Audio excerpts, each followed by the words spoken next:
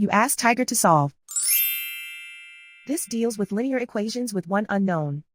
The final result is x equals 6/7. Let's solve it step by step. Simplify the expression. Group like terms. Simplify the arithmetic. Group like terms. Simplify the arithmetic. Group all x terms on the left side of the equation. Add 11x to both sides. Group like terms.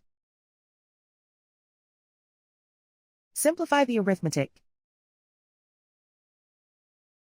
Group like terms.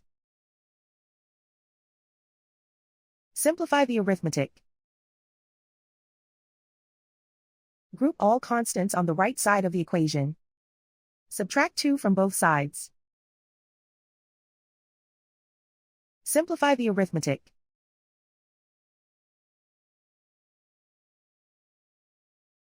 Isolate the x. Divide both sides by 7. Simplify the fraction. And so the final result is x equals 6/7.